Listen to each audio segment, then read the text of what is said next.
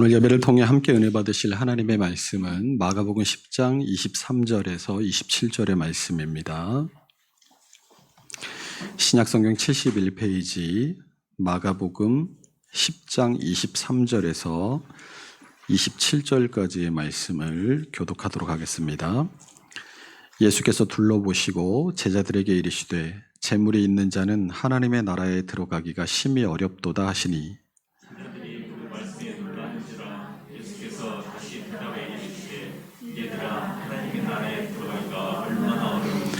낙타가 바늘귀로 들어가는 것이 부자가 하나님의 나라에 들어가는 것보다 쉬우니라 하시니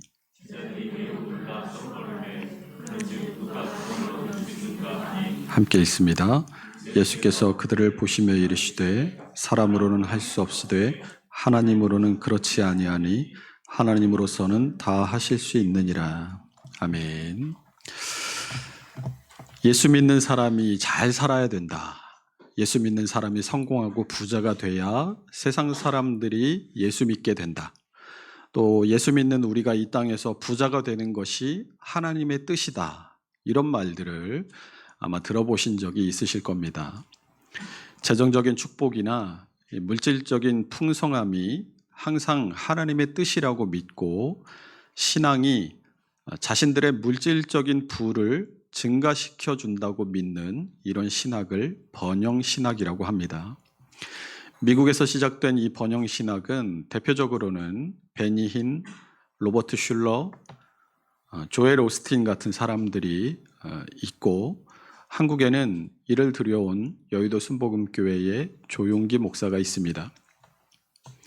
이 번영신학자들이 애용하는 성경 구절이 사랑하는 자여 내 영혼이 잘됨 같이 내가 범사에 잘되고 강건하기를 구하노라 라고 하는 요한 3서 1장 2절의 말씀인데 우연의 일치인지 이 요한 3서 1장 2절의 말씀은 한국의 그리스도인들이 가장 좋아하는 성경 구절이기도 합니다.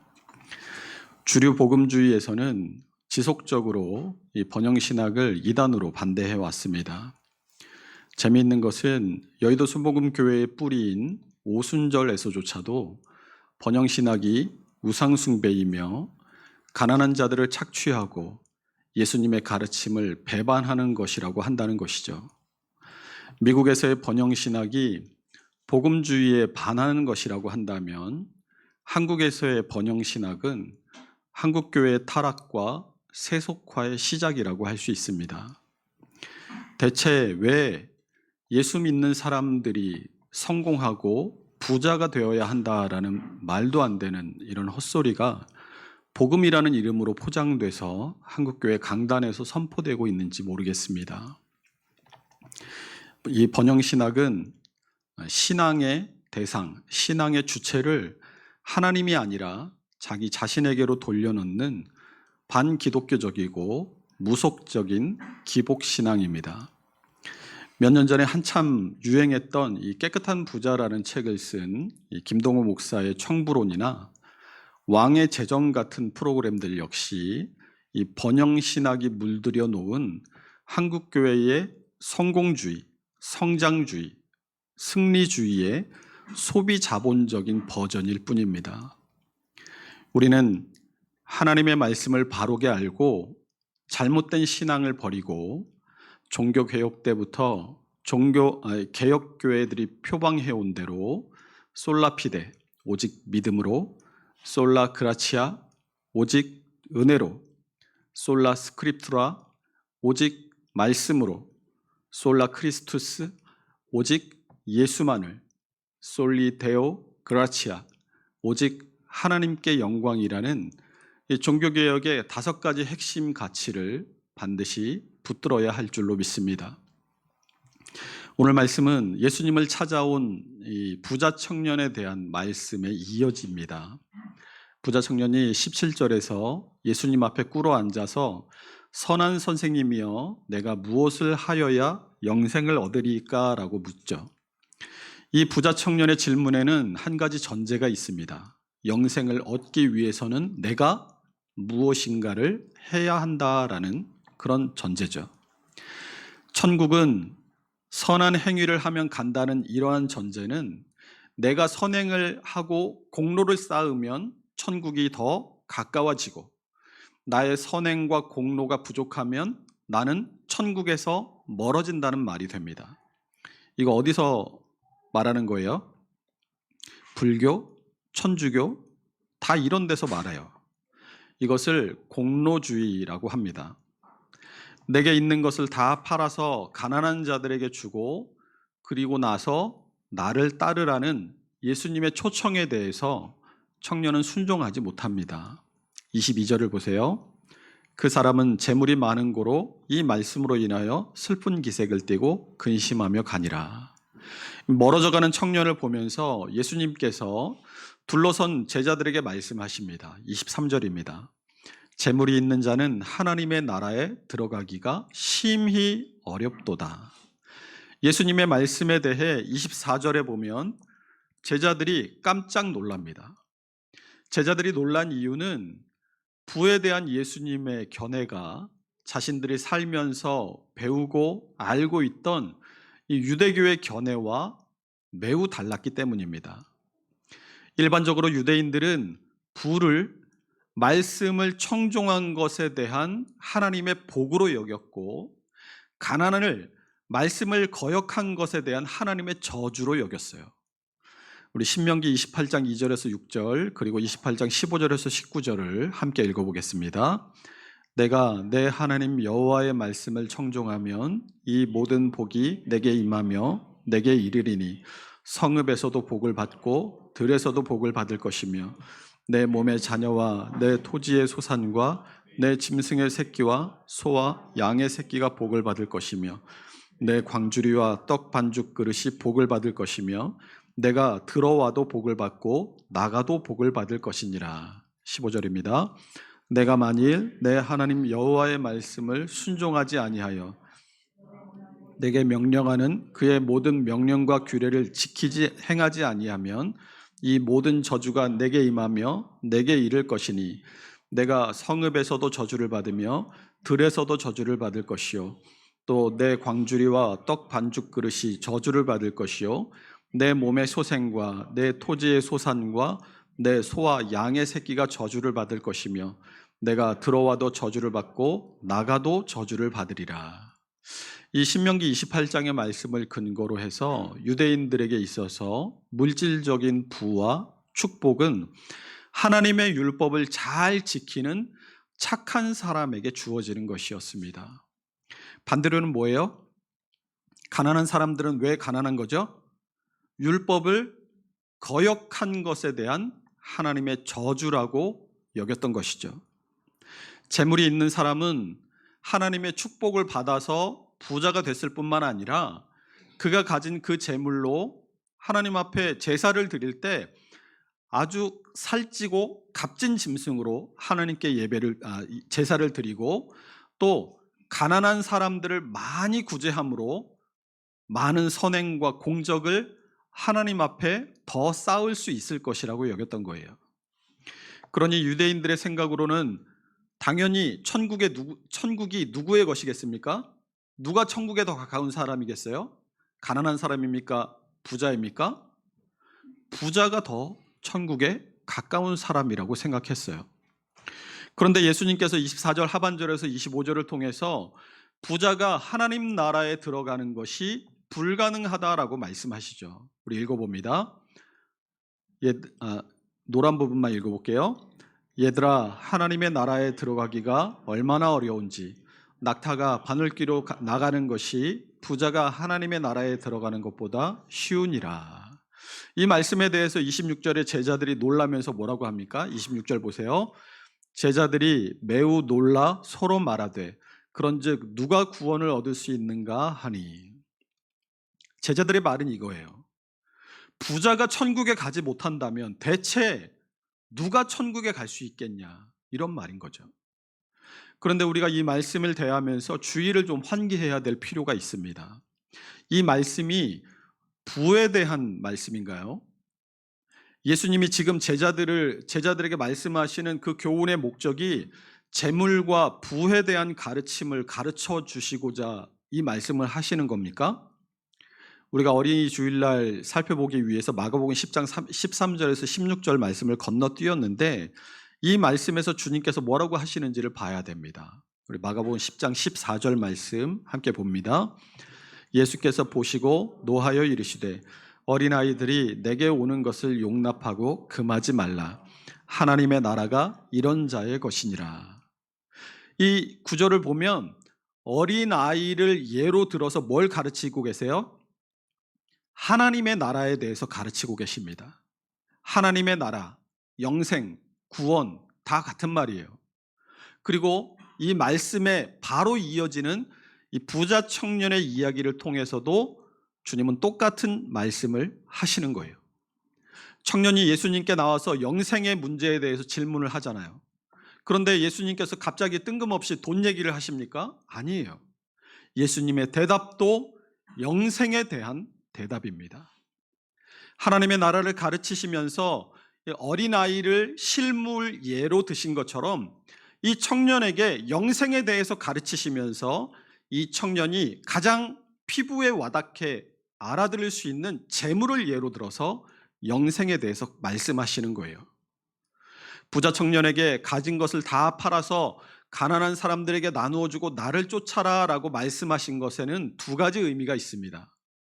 첫 번째는 그가 율법을 다 지켜왔다고 스스로 의롭게 여겼지만 율법의 한 가지를 포기하지 못함으로써 모든 율법을 다 범한 자가 되었다라는 사실. 그리고 두 번째는 그가 얻기 원하는 영생은 인간의 소관이 아니라는 것을 가르치신 거예요. 선한 일을 하면 영생을 얻을 것이라고 생각하고 예수님께 나온 이 청년에게 사람이 아무리 선한 일을 많이 한다고 해도 자신의 모든 것을 버리는 선택은 할 수 없다라는 사실을 깨닫게 하신 겁니다.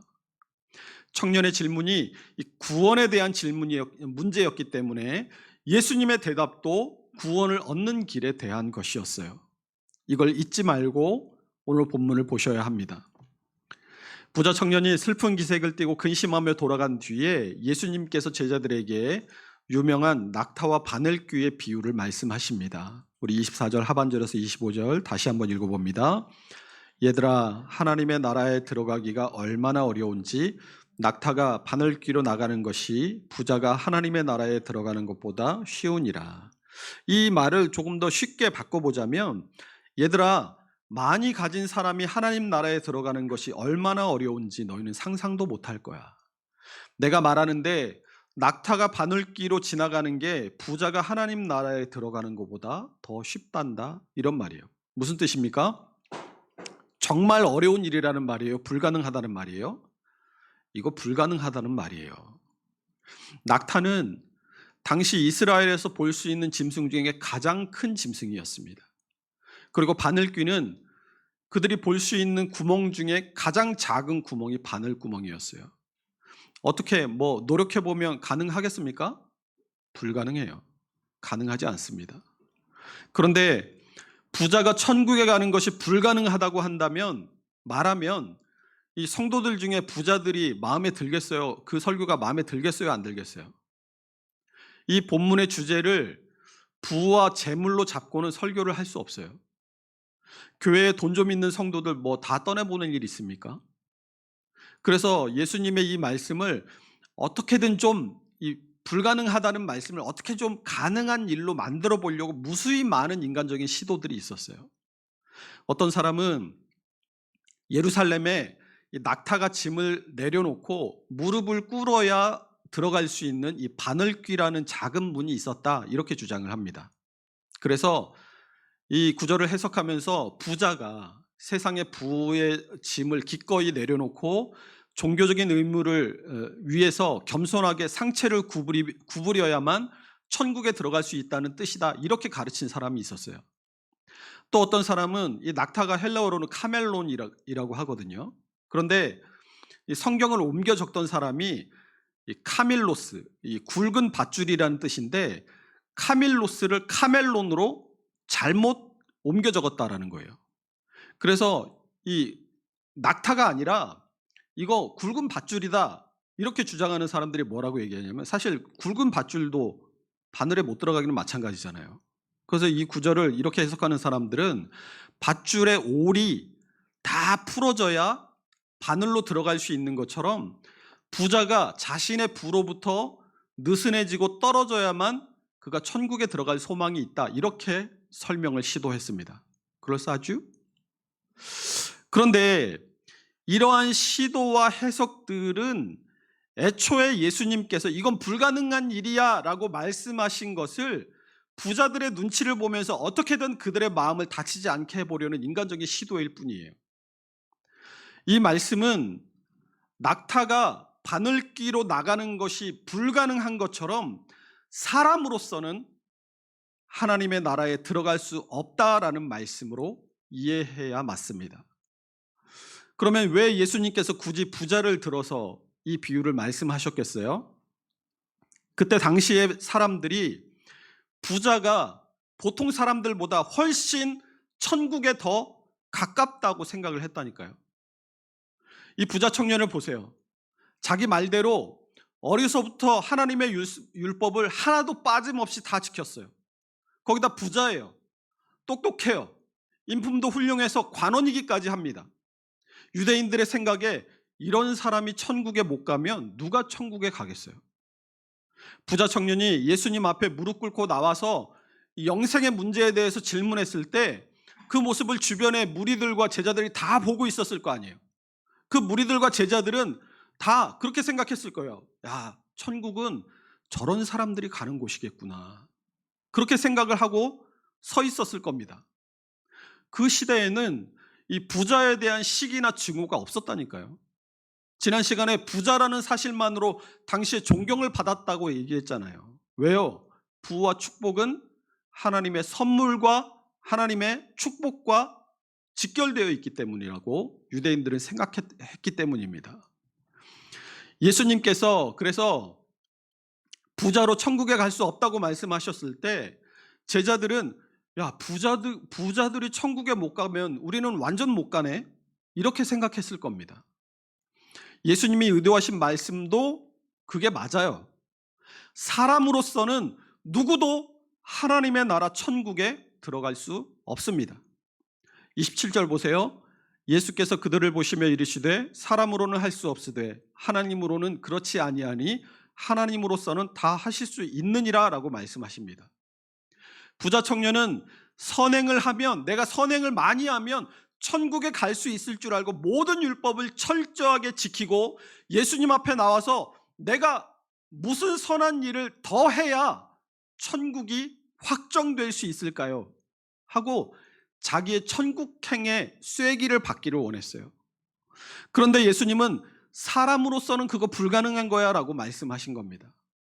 24절 하반절을 다시 잘 보세요. 얘들아, 하나님의 나라에 들어가기가 얼마나 어려운지, 이렇게 말씀하시죠.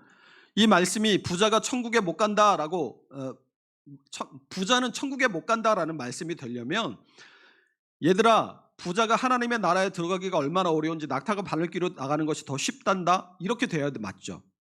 그런데 얘들아, 하나님의 나라에 들어가기가 얼마나 어려운지 하고 그 뒤에 그 어려움의 정도를 부자를 예로 들어서 설명하신 거예요. 그러니까 부자만 하나님 나라에 들어가기가 어렵다는 말씀이 아니에요. 그게 아닌 거예요.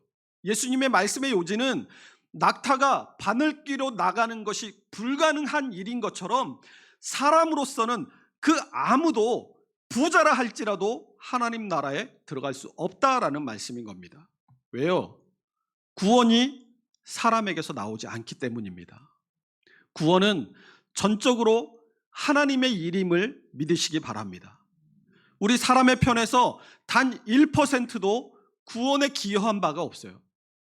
성경은 절대 자력 구원을 이야기하거나 신인 협력서를 말하지 않습니다. 그런데 사람이 자기의 선행과 공로로 천국에 들어갈 수 있다고요? 낙타가 바늘귀로 나오는 것처럼 불가능한 일이 자력 구원이고 신인 협력설인 거예요. 그래서 예레미야 선지자가 그걸 말씀해요. 예레미야 13장 23절 함께 읽어봅니다. 구스인이 그의 피부를, 표범이 그의 반점을 변하게 할 수 있느냐? 할 수 있을진데 악에 익숙한 너희도 선을 행할 수 있으리라. 불가능하다는 말입니다.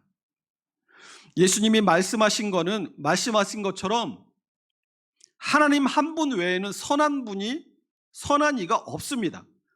사람은 누구나 다 예외 없이 악할 뿐이에요.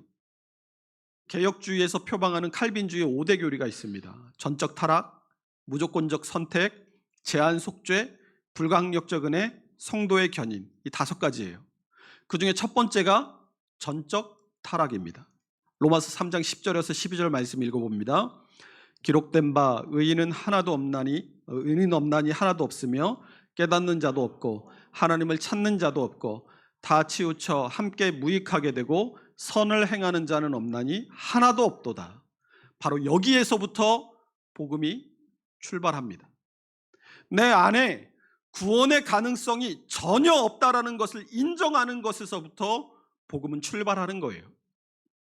요한복음 6장 44절이 나를 보내신 아버지께서 이끌지 아니하시면 아무도 내게 올 수 없으니 오는 그를 내가 마지막 날에 다시 살리리라 라고 예수님께서 말씀하신 것처럼 사람으로서는 불가능한 일이 하나님으로서는 가능한 일인 줄로 믿으시기 바랍니다. 그러니까 부자 청년이 예수님에게 와서 뭘 해야 내가 구원을 얻을 수 있습니까? 뭘 해야 내가 영생을 얻을 수 있습니까? 라고 예수님께 구한 것은 뭐예요? 애초에 사람으로서는 불가능한 일이었어요. 그런데 27절 하반절이 하나님으로서는 다 하실 수 있느니라 라고 말씀하죠. 사람의 노력으로 천국에 들어가는 일은 불가능하지만 하나님은 하실 수 있다는 거예요. 부자도 가난한 사람도 죄를 지은 사람도 다 회개하고 예수 그리스도를 주로 고백하고 믿으면 하나님께서 은혜를 베푸셔서 구원하시는 줄로 믿으시기 바랍니다. 에베소서 2장 8절 말씀 함께 읽어봅니다. 너희는 그 은혜에 의하여 믿음으로 말미암아 구원을 받았으니 이것은 너희에게서 난 것이 아니요 하나님의 선물이라.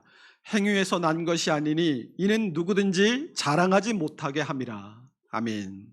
우리가 오직 예수 그리스도로 믿는 믿음으로만 의로운 사람으로 인정받을 수 있고 구원에 이를 수 있다라는 것을 믿는 것은 그 구원의 방법, 유일한 그 길을 하나님께서 정하신 유일한 법칙이기 때문이에요. 로마서 1장 16절에서 17절 함께 읽어봅니다. 내가 복음을 부끄러워하지 아니하노니 이 복음은 모든 믿는 자에게 구원을 주시는 하나님의 능력이 됨이라. 먼저는 유대인에게요 그리고 헬라인에게로다. 복음에는 하나님의 의가 나타나서 믿음으로 믿음에 이르게 하나니 기록된 바 오직 의인은 믿음으로 말미암아 살리라 함과 같으니라. 아멘. 구원에 이르게 하는 복음에 하나님께서 정하신 이 의의 기준이 있는데 그게 뭐라는 거예요? 처음부터 끝까지 믿음이라는 거예요. 그런데 사람들은 신앙을 가지면 내가 뭔가를 해야 될 것처럼 생각합니다. 내가 뭘 할 수 있다라고 생각하는 그 순간 나는 하나님의 은혜로 사는 사람이 아니라 공로주의에 빠져버리게 돼요. 부자 청년도 공로주의에 빠져 있던 사람입니다. 제자들 역시 공로주의에 빠져 있었어요. 번영신앙 역시 공로주의에 그 기반을 두고 있습니다. 내가 신앙생활을 열심히 하면 하나님께서 반드시 나에게 재물의 복, 건강의 복을 주신다는 일종의 하나님과 내가 계약을 맺었다라는 생각, 그리고 내가 뭔가를 주면 하나님이 나에게 뭔가를 줄 것이라는 이 주고받는 기브 앤 테이크의 관계로 신앙을 해석하는 거예요. 그러나 이 신앙은 기브 앤 테이크가 아닙니다. 내가 뭔가를 하면 하나님께서 그걸 보시고 기뻐하시고 나에게 복을 주시는 것이 아니라 하나님께서 은혜의 선물로 우리의 어떠함과 상관없이 먼저 우리를 구원해 주셨기 때문에 그걸 감사해서 하는 게 신앙생활이 되어야 되는 거예요. 그래야 우리의 신앙생활에 은혜가 넘칩니다. 내가 봉사 열심히 하면 하나님이 복 주시겠지. 내가 열심히 헌금하면 하나님이 내가 더 돈을 벌게 해주시겠지. 이런 생각으로 신앙생활을 하면 신앙생활이 지겹고 신앙생활이 재미없고 신앙생활이 두려워져요. 이런 생각으로 내가 이런 생각으로 신앙생활하면 내가 잘하면 복을 주시지만 내가 봉사 잘못하고 내가 헌금 잘못 드리고 내가 예배 잘 못 나오면 어떻게 돼요? 저주를 받을 거 아니에요. 공로주의, 기복주의, 번영신학의 맹점이 바로 이거예요. 하나님을 돈 많은 자들의 하나님으로 만들고 가난한 자를 저주하는 저급한 무속신앙의 대상으로 하나님을 전락시킨다는데 그 문제가 있는 겁니다. 그러나 구원은 하나님의 은혜로만 가능한 것이고 우리의 신앙생활은 그 하나님의 구원의 은혜에 감사하고 그것에 감격해서 내가 할 수 있는 최선을 다해서 하나님의 뜻을 행하는 것이 신앙생활이다, 이렇게 이해한다면 부하고 가난하고가 중요하지 않아요. 하나님의 은혜 안에서는 부자도 구원을 받고 가난한 사람도 구원을 얻습니다. 각자가 할 수 있는 대로 최선을 다해서 나를 구원하신 그 은혜에 감사하며 신앙생활을 하면 그게 우리의 삶의 감사요 기쁨이 되는 거예요. 성전에서 기도하던 바리새인과 세리의 모습은 우리가 어떻게 신앙생활을 해야 하는가, 우리가 어떤 마음으로 신앙생활을 해야 하는가를 극명하게 보여주는 장면입니다. 누가복음 18장 11절에서 12절 말씀 보세요. 바리새인이 따로 서서 기도합니다. 그리고 자기의 의로움을 드러내요. 토색하지도 않았고 불의를 행하지도 않았고 간음하지도 않았어요. 세리처럼 민족의 반역자도 아니고 일주일에 2번씩 꼬박꼬박 금식하고 11조도 드렸어요. 자기의 공로가 자기를 천국에 이르게 할 것이라고 생각하고 있습니다. 자기의 의예요. 그런데 세리는 어떻게 기도합니까? 누가복음 18장 13절 보세요. 세리는 멀리 서서 감히 눈을 들어 하늘을 쳐다보지도 못하고 다만 가슴을 치며 이르되 하나님이여 불쌍히 여기소서 나는 죄인으로소이다 하였느니라. 멀리 서 있어요. 왜 멀리 서 있습니까? 가까이 못 오게 하니까. 세리는 사람들 앞에서도 하나님 앞에서도 자신이 죄인이라고 인정하고 그걸 고개 숙이고 가슴 아파하면서 가슴을 칩니다. 그리고 뭐라고 해요? 하나님이여 불쌍히 여기소서 나는 죄인입니다. 아까 칼빈주의 5대 교회의 첫 번째가 뭐라고 그랬어요? 전적 타락이라고 했잖아요. 나에게 구원에 대한 아무런 소망이 없다라는 것을 깨달을 때 그때 하나님을 바라보게 되고 그때 하나님의 은혜가 우리에게 임하게 되는 거예요. 주님 뭐라고 하십니까? 누가복음 18장 14절 보세요. 내가 너희에게 이르노니 이에 저 바리새인이 아니고 이 사람이 의롭다 하심을 받고 그의 집으로 내려갔느니라. 자신의 공로를 의지하는 사람이 아니라 하나님의 은혜를 의지하는 사람에게 하나님의 은혜가 임하는 것은 당연한 일입니다. 여러분 모두 예수 그리스도를 마음에 영접하고 믿어 하나님의 자녀가 되셨음을 고백하십니까? 그 은혜가 모든 것이 구원에 이르는 그 모든 것이 다 하나님의 은혜인 줄로 믿으시기 바랍니다. 내 공로가 없어요. 앞으로 내가 뭔가를 더해서 내 구원에 뭔가를 더 추가할 수 있을 것이라는 생각을 버리세요. 우리가 뭘 하든 그걸 우리 자신의 의로 삼고자 하는 유혹을 여러분 뿌리치셔야 합니다. 무엇을 하든 겸손과 감사로 하시기 바랍니다. 그리고 늘 내가 구원받은 것이 오직 하나님의 은혜라는 것을 마음속에 새기며 그걸 날마다 고백하면서 사세요. 그러면 우리가 왜 신앙생활을 하고 왜 선교하고 봉사하고 전도하고 복음을 전하고 주의 일들에 힘을 써야 돼요? 내가 구원받았으니까. 내가 구원받았기 때문에 그게 감사해서 주의 일을 힘껏 감당해야 하는 거예요. 이렇게 하나님의 은혜에 감사하고 감격하며 살아갈 때 그 삶이 하나님께 기쁨이요 영광이 되는 삶인 줄로 믿으시기 바랍니다. 그러므로 오늘 주님께서 구원이 오직 하나님께 있음을 가르치신 것처럼 우리 모두가 우리 안에 있는 우리의 공로나 우리의 의를 벗어던지고 오직 예수 그리스도의 은혜로 옷 입고 감사와 기쁨으로 살아갈 수 있는 믿음의 사람들이 다 될 수 있으시기를 주님의 이름으로 축원합니다. 기도하겠습니다.